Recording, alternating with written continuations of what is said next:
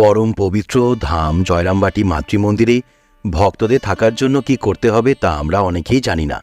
এখানে গেস্ট হাউসে থাকার জন্য মঠের অফিস সকাল 9:30 থেকে 11:30 এবং বিকেল 4টে থেকে 5টা পর্যন্ত যোগাযোগ করতে পারেন। উৎসব বা ছুটির দিনে গেস্ট হাউসে থাকতে চাইলে রামকৃষ্ণ মঠের অধ্যক্ষের সাথে 3 মাস পূর্বে যোগাযোগ করতে হবে। 1টি 2টি বা 3টি বেডযুক্ত রুমে বা গ্রুপে থাকতে চাইলে ডরমেটরি উপলব্ধ আছে। জয়রামবাটি মাতৃমন্দিরের মোবাইল ফোন নম্বর এবং ইমেল আইডি সহ যোগাযোগের ঠিকানা আমি ডিসক্রিপশনে দিয়ে দিচ্ছি, আপনারা যোগাযোগ করতে পারেন। জয়রামবাটি মাতৃমন্দির সম্পর্কে মা শারদা বলতেন, ওদের ওখানে 3 রাত্রি বাস করতে বলো, এখানে 3 রাত্রি বাস করলে দেহ শুদ্ধ হয়ে যাবে। এটা শিবের পুরী কিনা? এখানে মন্দির নির্মাণের সময় আবির্ভূত হওয়া শিবলিঙ্গটি আজও শ্রদ্ধার সাথে পুজো করা হয়। 1853 থেকে 1859 সাল পর্যন্ত 6 বছর মা শারদা জয়রামবাটিতে নিরবিচ্ছিন্নভাবে বাস করেছিলেন।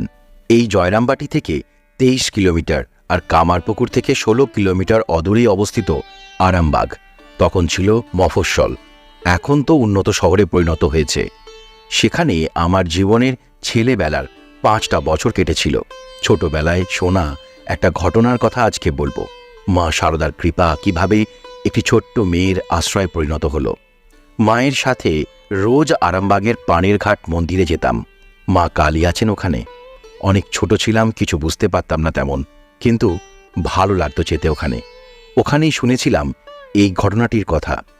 আরামবাগের সালেপুরের গির্জাতলার কাছে অনেক বছর আগের সেই ঘটনা। রাত গভীর হয়ে গেছে। গ্রামের এক কোণে এক পরিত্যক্ত ঘরে ছোট্ট মেয়েটি, নাম তার হরিমতি, শুয়ে আছে মাটির বিছানায়। তার শরীর জুড়ে ক্লান্তি, কিন্তু চোখে ঘুম নেই। পেটের ক্ষুধায় শরীর টানছে আর বুকের ভিতরে কষ্টের ভারে শ্বাস নিতে কষ্ট হচ্ছে। হরিমতির মা বাবা অনেক আগেই চলে গেছে, তাকে রেখে গেছে এই নিষ্ঠুর পৃথিবীতে একা। ছোট্ট মেয়েটি এখন অন্ধকারে ডুবে থাকা এই পৃথিবীতে একাই বেঁচে থাকার জন্য লড়াই করছে। হরিমতির একটাই ভরসা ছিল মা শারদা। পাশের মন্দিরের পূজারীর কাছ থেকে শোনা, মা শারদা তো করুণাময়ী, তিনি কখনো কাউকে ছেড়ে দেন না। সত্যিকারের বিশ্বাস নিয়ে ডাকলে তিনি উত্তর দেবেন। বারবার এই কথাটি শুনে হরিমতি সেদিন রাতে মাটিতে শুয়ে ক্ষুধার জ্বালায় চোখে জল নিয়ে মনে মনে বলল, মা শারদা, তুমি তো মা, আমাকে কেন এভাবে ছেড়ে দিলে? আমার কাছে তো কেউ নেই মা, তুমি যদি না দেখো তবে আর কে দেখবে? খুব কষ্ট, আমাকে নিয়ে নাও তুমি। সেই বৃদ্ধ পূজারী তাকে শিখিয়েছিলেন রাতে শুয়ে চোখ বন্ধ করে বলতে হবে। হরিমতি তার ছোট্ট গলায় এই মন্ত্রটি 7 বার বলল। রাতের অন্ধকারে চোখ বন্ধ করে মা শারদার নাম মনে করে 7 বার বলুন, ওং শারদাই নমঃ, ওং শারদাই বিদ্মহে ব্রাহ্মণী দেবাই ধীমহি তন্যা দেবী প্রচোদনাৎ, ওং মা শারদাই নমঃ। মা, তুমি তো আমার মায়ের মতো, তুমি আমাকে বাঁচাও, আমার ক্ষুধা মেটাও। হরিমতি জানত না যে তার এই সরল প্রার্থনায় মা শারদার হৃদয় নাড়া দেবে। পরদিন সকালে গ্রামের মন্দিরের পাশ দিয়ে হেঁটে যাচ্ছিলেন এক ধনী ব্যক্তি, যার সাথেই সেই সময়ের জমিদারের খুব ভালো সম্পর্ক ছিল। তার নাম ছিল কুমুদবাবু। হঠাৎ তার চোখে পড়ল হরিমতি বসে আছে মন্দিরের সামনে, ক্ষুধার্ত, ক্লান্ত আর দুঃখে ভরা চোখে সে তাকিয়েছিল মন্দিরের দিকে। কুমুদবাবুর মনের গভীরে যেন কিছু একটা নাড়া দিল। তার মেয়ে অনেক আগে মারা গেছে, আর হরিমতির চোখের সেই শূন্যতা যেন তাকে সেই হারানো মেয়ের কথা মনে করিয়ে দিল। কুমুদবাবু হরিমতির কাছে ডেকে জিজ্ঞাসা করলেন, মা, তুই এখানে বসে আছিস কেন? তোর বাড়ি কোথায়? হরিমতি কাঁদতে কাঁদতে বলল, আমার কোনো বাড়ি নেই কাকু, মা বাবাও নেই, আমি একাই আছি মা শারদার আশ্রয়ে। কুমুদবাবু আর দেরি করলেন না, তিনি হরিমতিকে নিজের বাড়িতে নিয়ে গেলেন। ভালোবেসে নাম রাখলেন তার মৃত মেয়ের নামে, কুসুম। আদর করে খাওয়ালেন আর তার মেয়ের মতোই তাকে নিজের ঘরে জায়গা দিলেন। হরিমতি, যার পরে নাম হলো কুসুম। কুসুম বুঝতে পারল মা শারদা তার কথা শুনেছেন। তার নিঃস্ব একাকী জীবনে মায়ের কৃপায় নতুন আলো এসছে। কুসুমের আর ক্ষুধায় কষ্ট করতে হবে না, আর রাতের অন্ধকারে একা থাকতে হবে না। মা শারদা তার জীবনে কুমুদবাবুকে পাঠিয়েছেন যেন কুসুম আবার সুখের জীবন পেল। মা শারদা কখনো কারো প্রার্থনা ফেলেন না। যদি সত্যিকারের বিশ্বাস নিয়ে তার কাছে প্রার্থনা করা যায়, মা সবসময় সেই প্রার্থনার উত্তর দেন। মা তার করুণায় আমাদের সকল কষ্ট ও অভাব দূর করবেন। এই ছোট্ট কুসুমের মতোই আমাদের জীবনেও মা শারদার আশীর্বাদ সবসময় বিরাজমান। মা শারদা বলেছিলেন, যদি মন থেকে ডাকো তবে ঠাকুর শুনবেনই। এই কথাটি মা শারদা তার ভক্তদের বলেছিলেন এবং এটি কুসুমের মতোই সকল ভক্তের জন্য একটি চিরন্তন সত্য।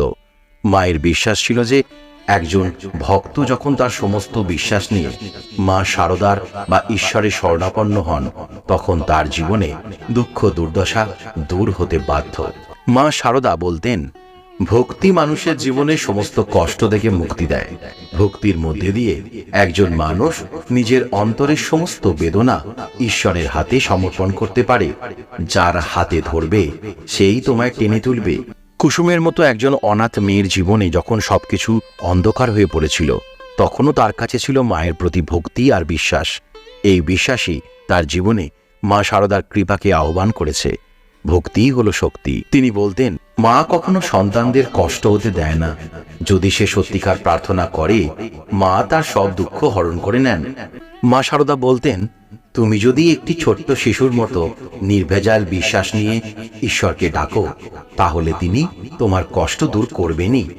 মা শারদা বলতেন, প্রার্থনা করো, প্রার্থনা করলেই মা তোমার শোক নেবেন।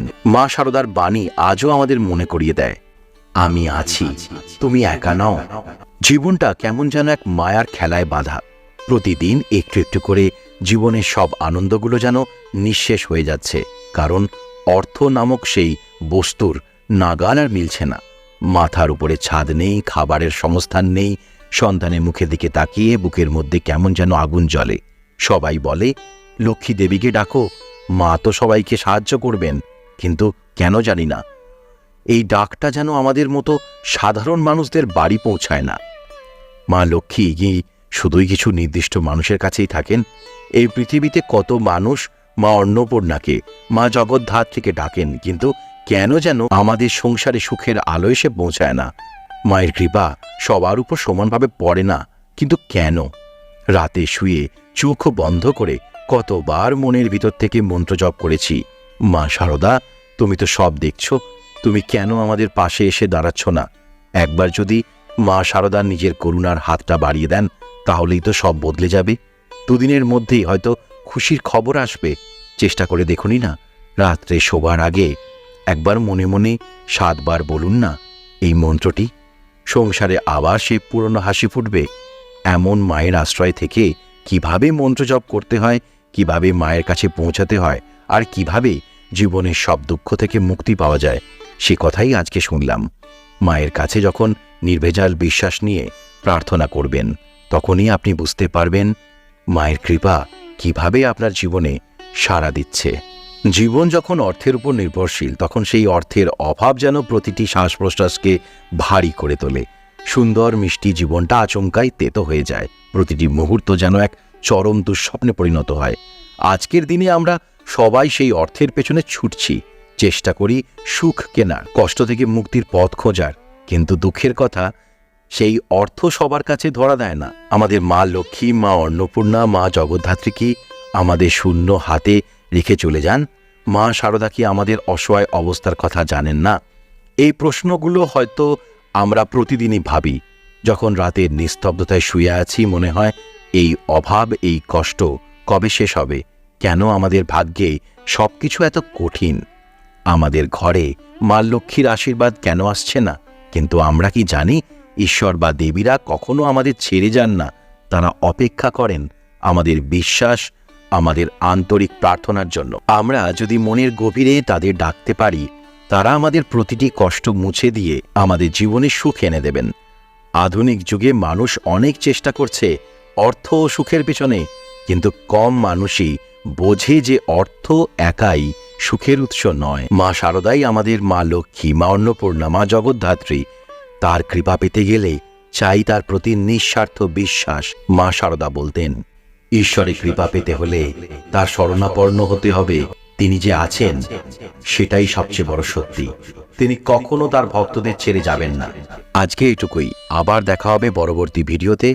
সবাই খুব ভালো থাকবেন, সুস্থ থাকবেন।